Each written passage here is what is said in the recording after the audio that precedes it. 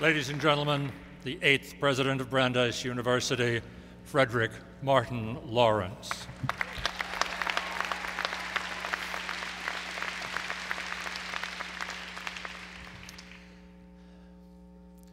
Mr. Chairman, members of the Board of Trustees, Justice Gantz, members of the family of our namesake, Louis Brandeis, who grace us by your presence today, delegates from universities and learned societies around the world, and your representative, my dear friend Morty Shapiro, who once again gives me a hard act to follow.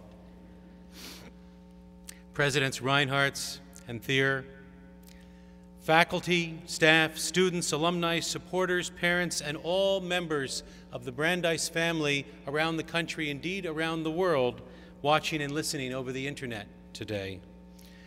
I stand before you today grateful for the opportunity you have given me to serve as the 8th President of Brandeis University.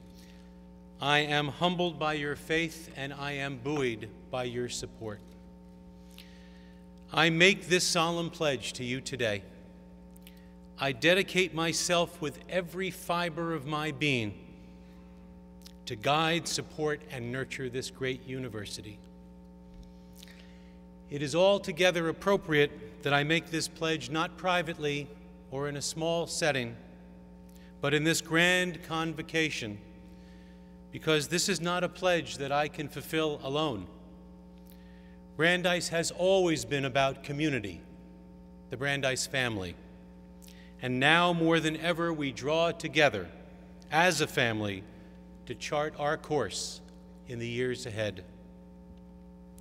I must take this moment to thank my friend of nearly 20 years, Yehuda Reinhardt, for his leadership and grace in passing the baton to me, a university given to me as it was given to him, exceptions omitted, and given to me with love and with the sweat of his time and into my hands now. We are grateful, Yehuda, for your selfless dedication and service, and may you go from strength to strength.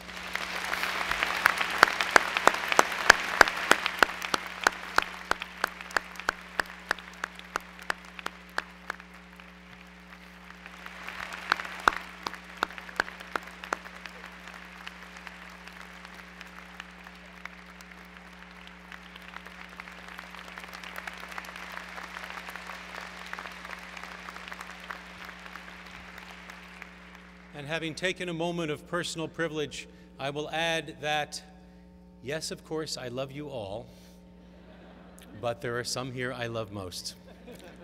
And no one here will be offended if I call out by name my children, Miriam and Noah, and the love of my life, Kathy, who will get me through this and much, much more.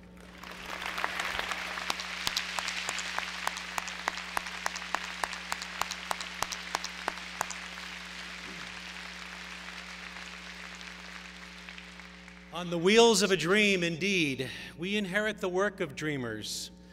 They who at the time of our founding in 1948 imagined a great university to be named for a towering figure of law and justice. And an unlikely group of dreamers they were.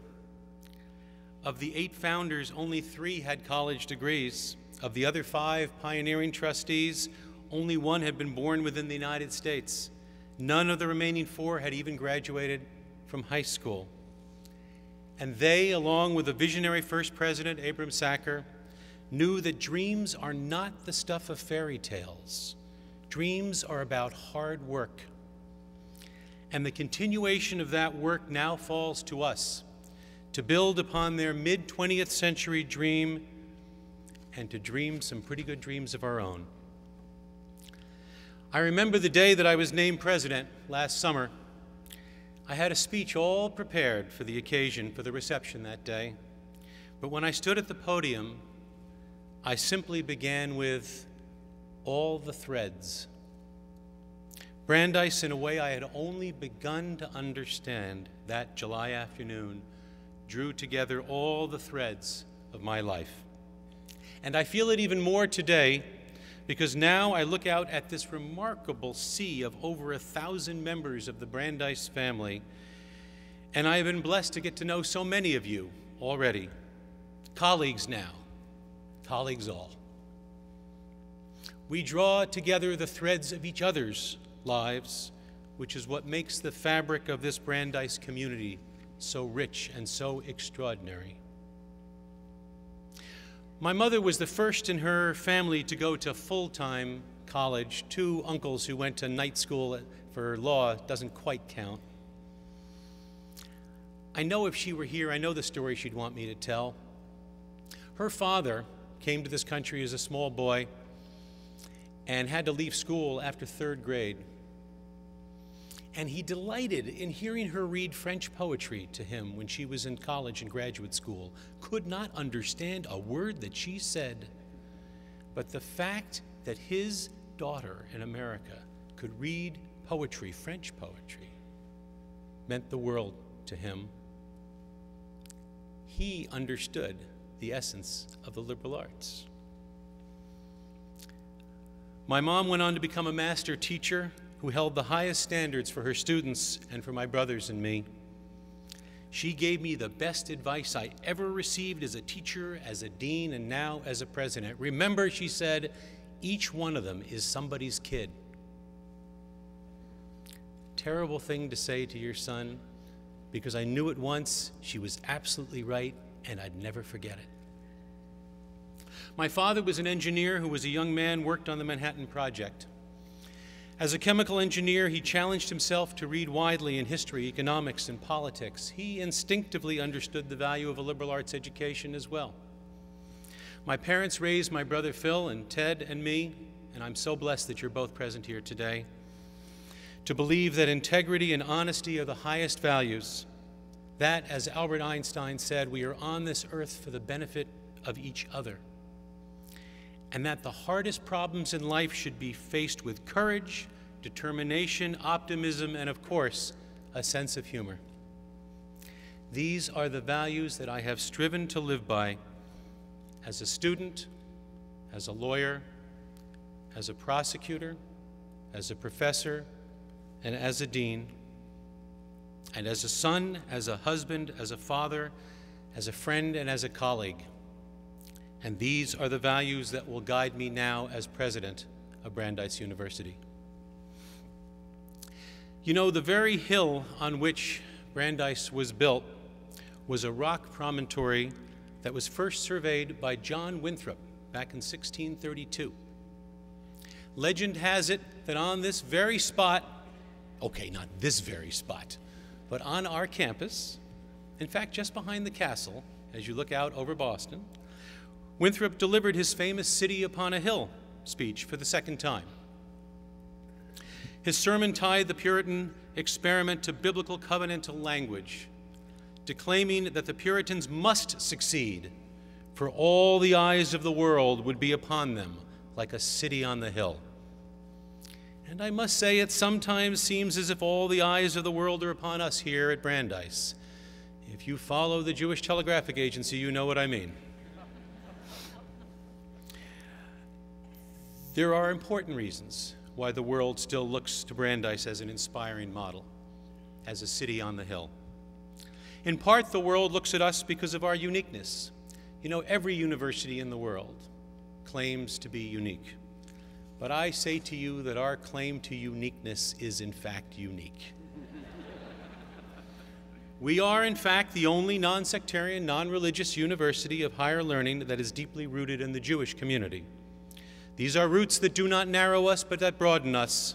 And it is from these Jewish roots that we draw our core values of scholarship and of learning and of social justice. Now together, let's take as our symbol the very rock on which we literally stand today and on which Brandeis is built. For that rock is both fact and symbol.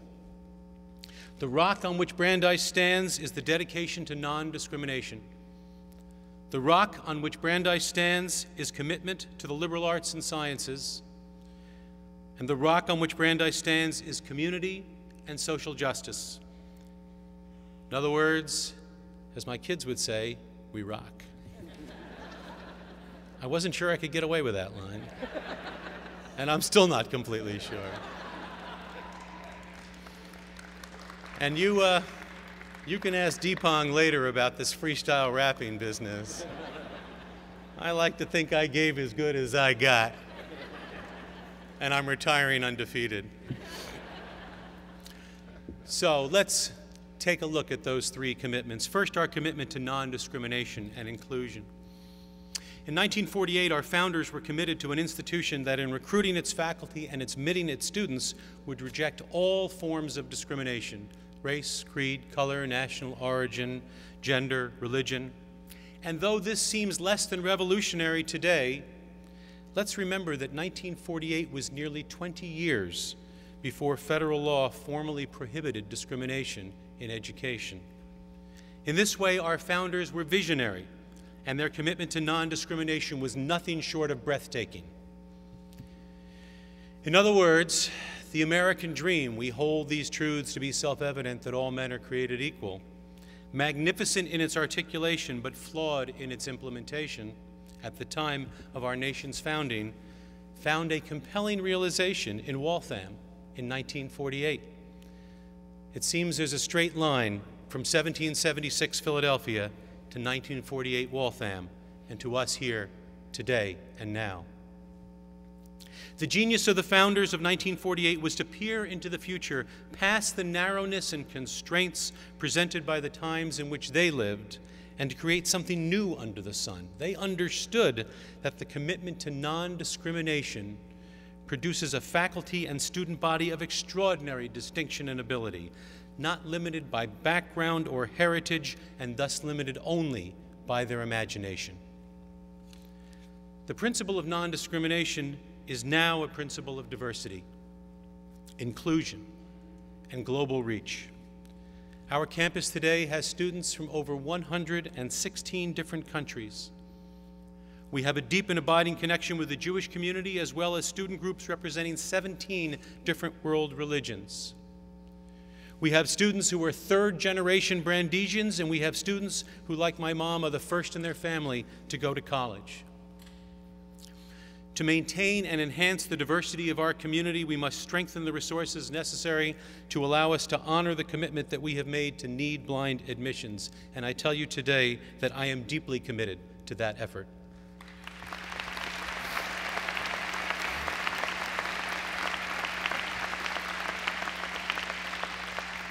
Our second bedrock principle is our founders' magnificent commitment to the creation of a special type of liberal arts institution. They built a research university on the base of a small liberal arts college, what we call the Liberal Arts University. How did they know it? How did they have the genius to envision it? Harvard didn't have it. Yale didn't have it. Even my old Williams didn't have it.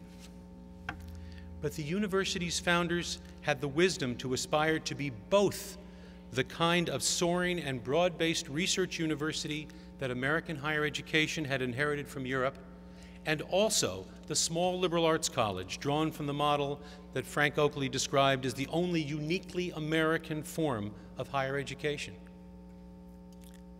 With this vision, our university took off at an unmatched pace.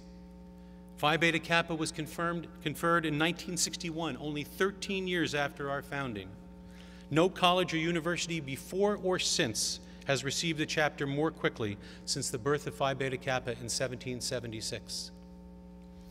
In 1985, as Morty alluded to, less than 40 years after our founding, we were admitted into the American Association of Universities, and thus into the family of the most distinguished research universities in the country. And our growth has never stopped. Our student body has grown, our campus has spread, the reach and impact of our teaching and scholarship is international, with faculty, students, and alumni who are recognized internationally in their fields. As I stand before you today, I am mindful of the words of Dr. Sacker, who at his inauguration, surveying the representatives of all the learned societies, said that a first president of such a new institution must pray for strength and wisdom and courage as he is admitted to such a family. Well, it's not just the first president who should pray for strength and courage and wisdom. Prayer, it turns out, is good, and strength and wisdom and courage are never in adequate supply. But I'm also mindful of what else President Sacker said that night. He said, "There is so much goodwill for the success of Brandeis University, so much loyal cooperation, that there are few fears and few misgivings as we go forward." But we can't just rely on where we've been or even rest where we are. The challenge we face is literally the challenge to justify the liberal arts tradition on which we are founded. Let us commit at every opportunity to reject the false dichotomy between so-called practical or trade-directed education on the one hand and liberal arts on the other, because I believe with all my heart that a true liberal arts education is the most practical education there is. A real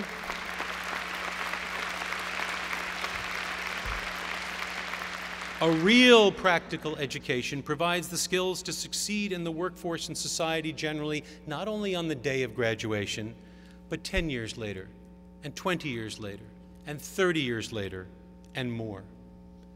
We cannot know, we can hardly imagine what the workplace will look like decades hence. But I can assure you that the following skills will be required then: the ability to turn information into knowledge, the ability to analyze closely, the ability to solve problems, the ability to communicate. The acquisition of these skills is precisely what a liberal arts education is about. To learn only the skills of immediate relevance is to fill one's hands with moonlight, and the morning will come. But to learn the skills of the liberal arts education is a precious gift that lasts into a yet unimaginable future. I challenge all of us to translate our proud tradition of liberal arts education at Brandeis into a commitment to trumpeting the case for the lifelong interdisciplinary learning that a broad liberal arts experience can provide. The wonderful symposia that my colleagues presented in my honor earlier this week so magnificently made the case. Our mandate involves not only the transmission of a cultural heritage, but the evocation of intellectual curiosity, and that most special thing of all, the creative impulse.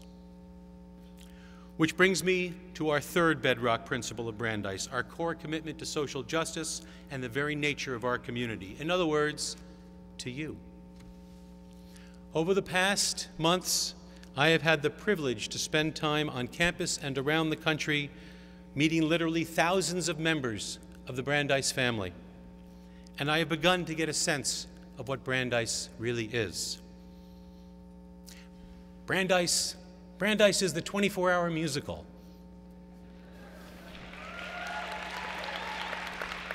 A group of highly charged, underslept, over-caffeinated undergraduates. I love you back. Rehearsing for 24 hours straight, God help us, and putting on a show straight from heaven. Brandeis is the response to the Westboro Baptist Church coming to campus.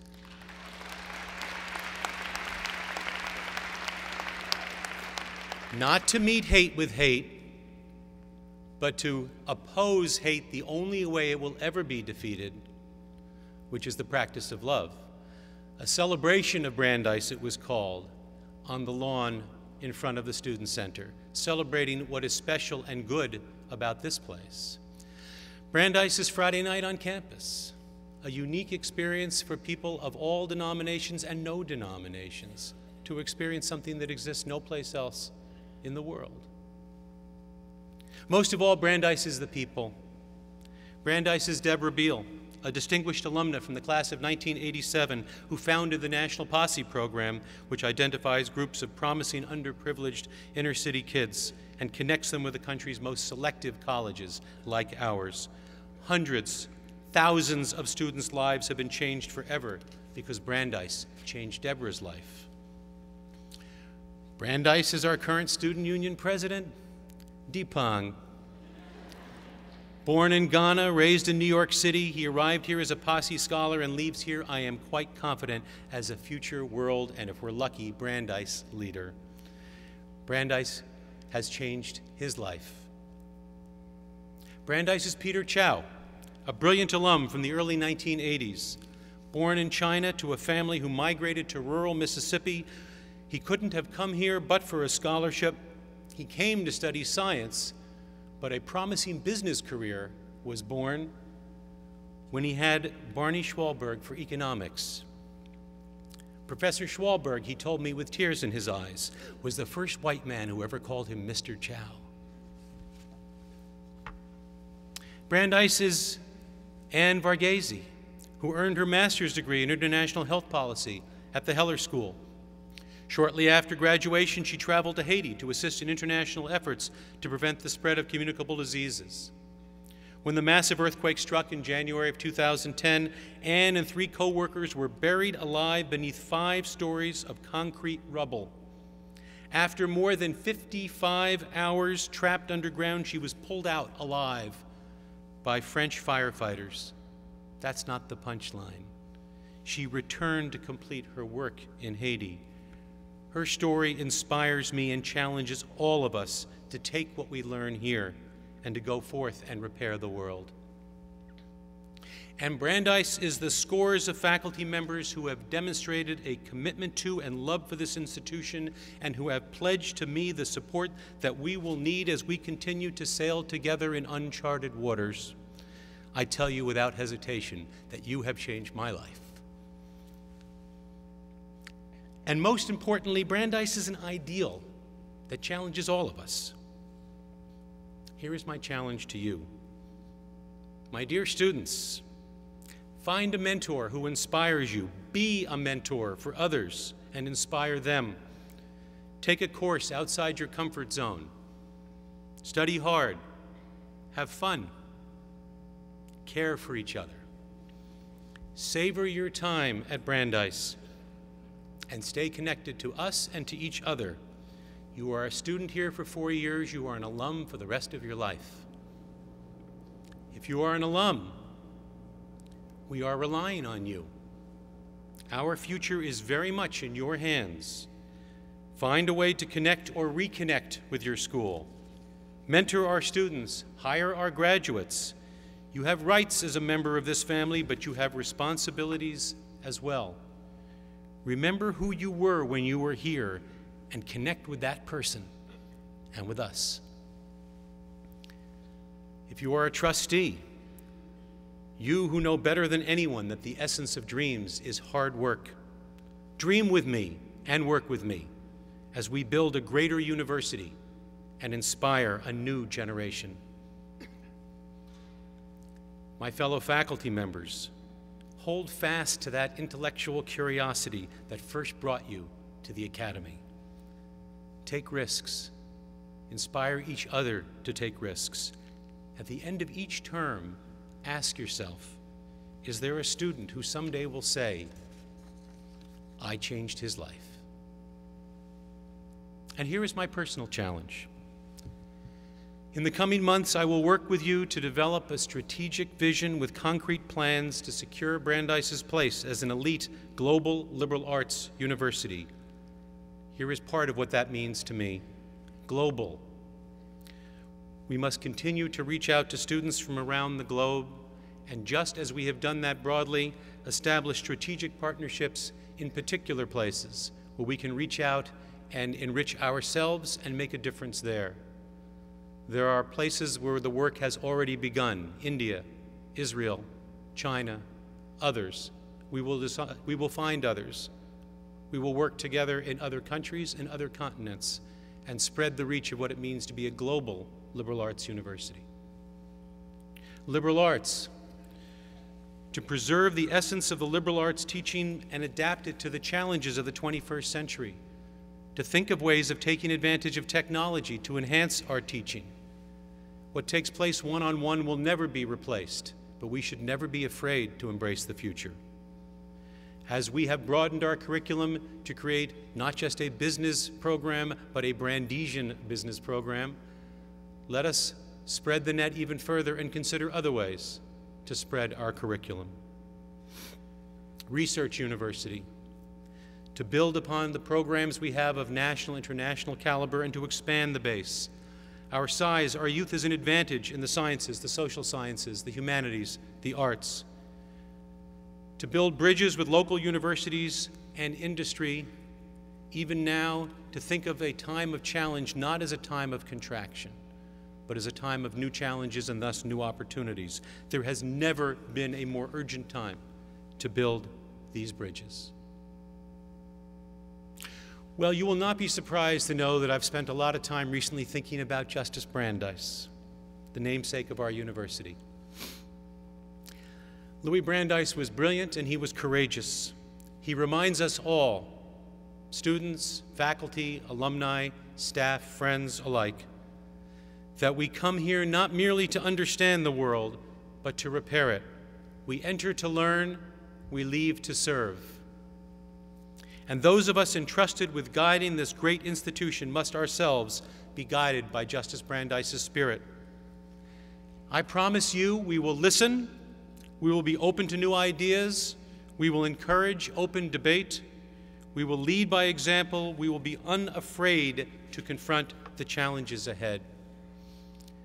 Henry David Thoreau, who I like to think of as being very Brandeisian, said that because we inevitably only hit what we aim for, we had best aim high. Let us right now pledge to each other to keep our aim high indeed. Together there is literally no limit to what we can achieve. We are limited only by our imagination at this wonderful city on this wonderful hill. Thank you all, and God bless you all.